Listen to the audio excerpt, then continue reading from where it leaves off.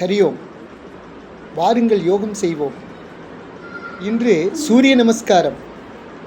சூரிய நமஸ்காரம் செய்து காட்டுபவர்கள் மூலனூர் வஞ்சியம்மன் வித்ய விகாஸ் மேல்நிலைப் பள்ளியில் படிக்கும் மாணவி வர்ணவியும் யோக ஆசிரியரும்.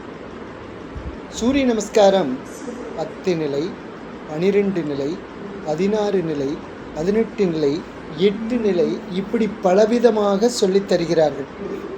நாம் சொல்லிக் கொடுப்பது, அதாவது நிராமயா யோகா வித்யா கேந்திரத்தின் மூலம் நாம் சொல்லிக் கொடுப்பது 10 நிலை கொண்ட சூரிய நமஸ்காரம்.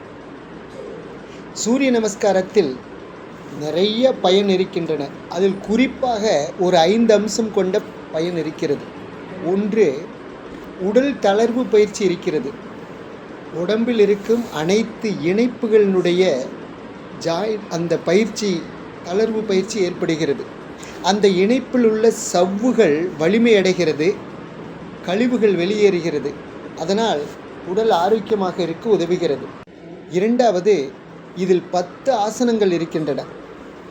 ஒரு சூரிய நமஸ்காரம் ஒரு நாளைக்கு 12 முறை 12 சுற்று செய்ய வேண்டும் என்று நினைக்கிறோம், நாம் செய்கிறோம்.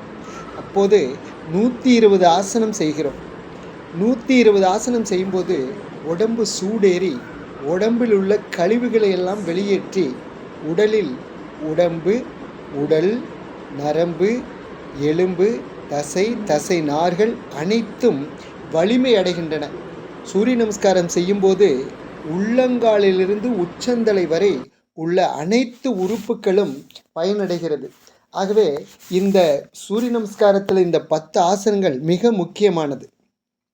அடுத்து மூன்றாவது, சூரிய நமஸ்காரத்தில் மூச்சு பயிற்சி இருக்கின்றன. அதாவது பிராணாயாமம் இருக்கிறது. ஒவ்வொரு நிலையிலும் உள்ளே வெளியே மூச்சு மாறி மாறி இழுத்து செய்வதால் நுரையீரல் சுத்தமாகிறது, சுவாச மண்டலம் நன்கு இயங்குகிறது. அதன் மூலம் இரத்த நாணங்கள் நன்கு செயல்படுகிறது. ஆகவே உடல் ஆரோக்கியமாகவும் உற்சாகமாகவும் செயல்பட இது ரொம்ப முக்கியம். நான்காவது, கண்களுக்கு சிறப்பான பயிற்சி இருக்கிறது. ஒவ்வொரு நிலையிலும் மேலே கீழே கண் விழியை மேலே கீழே அசைவதால் கண்ணுக்கு மிக ஒளி கிடைக்கிறது. அதனால்தான் பெரியவர்கள் கண் கெட்டவரும் சூரிய நமஸ்காரமா என்று ஒரு பழமொழியே வைத்திருக்கிறார்கள். ஆகவே கண்ணுக்கு சிறப்பான பயிற்சி இருக்கிறது. ஐந்தாவதாக, இதில் சூரியனுடைய 12 நாமங்களை எடுத்து சூரிய நமஸ்காரம் ஒரு சுற்றுக்கு ஒரு நாமம் என்று 12 நாமங்களை சொல்கிறோம். சூரியனுக்கு 1008 பெயர் இருக்கிறது. அதில் 12 நாமங்களை, முக்கியமான நாமங்களை நாம் தினசரி சூரிய நமஸ்காரம் செய்யும்போது சொல்வதால் மனம் தூய்மையாகிறது, மனம் உறுதியாகிறது. கடவுள் நம்பிக்கை இருப்பவர்களுக்கு இது ஒரு வரப்பிரசாதம். ஆகவே இந்த 5 அம்சங்கள் கொண்ட சூரிய நமஸ்காரம். இந்த சூரிய நமஸ்காரத்தில் 5வது நிலை ஆண்களுக்கும் பெண்களுக்கும் வேறுபடும். ஆண்கள் சாஷ்டாங்கமாக செய்வார்கள், கீழே நெற்றி தரையில் வைப்பார்கள். பெண்கள் காலை மடித்து அமர்ந்து நெற்றியை தரையில் வைப்பார்கள். இந்த ரெண்டுக்கு எதனால் இந்த வேறுபாடு என்றால், நமது வாழ்வியலில் பெரியவர்கள் ஆசீர்வாதம் வாங்கும்போது பெண்கள் காலை மடித்து நெற்றியை தரையில் வைத்துத்தான் ஆசீர்வாதம் வாங்குவார்கள். அதே போல் கோயிலில் வழிபடும் போது கூட சாஷ்டாங்கமாக விழமாட்டார்கள், காலை மடித்து அமர்ந்து நெற்றியை தரையில் வைத்து வணங்குவார்கள். இது நம் வாழ்க்கையில் பெரியவர்கள் ஏற்படுத்திய ஒரு பழக்கம். அது காரணம் என்னவென்றால், பெண்களுடைய முன் அங்கம் தரையில் படக்கூடாது. குறிப்பாக தரையில் படும்போது அவர்களுடைய உடல் ரீதியாகவும் மன ரீதியாகவும் வேறுபாடு வரும், பிரச்சனைகள் வரும் என்பதால் நம் பெரியோர்கள் இதை தவிர்த்து வழிகாட்டினார்கள். அந்த வழிகாட்டியே ஒரு முன்னுதாரணமாக எடுத்துக்கொண்டு நாமளும் பெண்களை சாஷ்டாங்கமாக இந்த சூரிய நமஸ்காரம் செய்ய அனுமதிப்பதில்லை. 12 சுற்று வரும்போது ஒவ்வொரு முறையும் அவர்களுடைய அங்கம் தரையில் படும்போது அந்த உடல் ரீதியான மன ரீதியான பிரச்சனை ஏற்படும் என்று கருதி நாமும் அந்த சசாங்காசனம் சொல்லி கொடுத்திருக்கிறோம். அதுதான் வேறுபாடு. அதே போல் ஆண்களுக்கு சாஷ்டாங்காசனம் செய்யும்போது அவர்களுடைய மூலம் தரையில் படக்கூடாது என்பதற்காக இடுப்பை லேசாக மேலே தூக்கியிருப்பார்கள். தூக்கணும் என்று சொல்லி கொடுக்கிறோம்.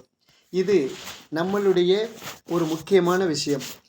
இப்போது நம்மளுடைய 10 ஆசனங்களை பார்ப்போம்.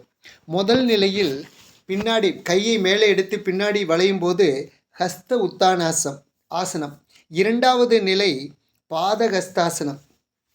மூன்றாவது ஒரு காலை வலது காலை பின்னாடி கொண்டு போகும்போது தட்சிண அஸ்வசஞ்சாலனாசனம். நான்காவது தண்டாசனம். ஐந்தாவது ஆண்கள் சாஷ்டாங்க நமஸ்காராசனம், பெண்கள் சசாங்காசனம். ஆறாவது புஜங்காசனம். ஏழாவது இடுப்பை மேலே தூக்கும்போது அதோமுக சுவானாசனம். எட்டாவது அதே வலது காலை முன்னாடி கொண்டு வரும்போது வாம அஸ்வசஞ்சாலனா. அதே போல் காலை சேர்த்து வைக்கும்போது பாதகஸ்தாசனம்.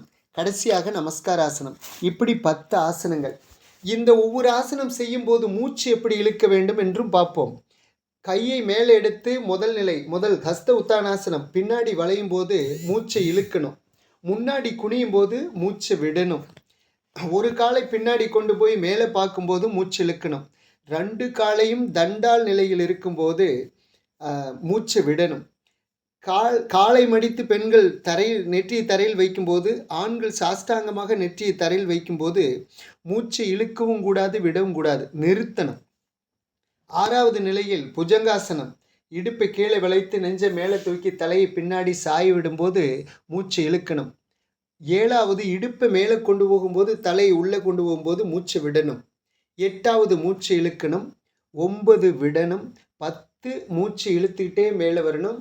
மூச்சை விட்டுக்கிட்டே கை நமஸ்கார நிலைக்கு வரணும். அடுத்து மூச்சை இழுத்து மந்திரம் சொல்லணும். இது மூச்சினுடைய ஒரு சுற்றினுடைய பயிற்சி. அதே போல் கண்ணுக்கு முதல் நிலையில் மேலே பார்க்கணும், 2வது நிலையில் கீழே பார்க்கணும், 3வது நிலையில் மேலே பார்க்கணும், 4வது நிலையில் நேராக பார்க்கணும், கண் பார்வை நடுவே இருக்கணும், 5வது நிலையில் கீழே பார்க்கணும், நெற்றியை தரையில் வச்சு கீழே அடி வைத்து பார்க்கணும், 6வது நிலையில் மேலே, 7வது நிலையில் கீழே, 8வது நிலையில் மேலே, 9வது நிலையில் கீழே, 10வது நிலையில் மேலே பார்த்து நமஸ்காராசனம் செய்யும்போது நேராக பார்க்கணும். இப்படி கண்களுக்கும் பயிற்சி இருக்கிறது. இப்படி ஒவ்வொரு சுற்றுக்கும் ஒரு மந்திரம் சொல்லணும். ஓம் மித்ராய நமக, ஓம் ரவையே நமகன்னு 12 மந்திரங்களையும் சொல்லிக்கொண்டே செய்தோமானால் உடலும் ஆரோக்கியமாக இருக்கும், மனசும் அமைதியாக இருக்கும், நாமளும் ஆனந்தமாக வாழலாம். நன்றி, வணக்கம்.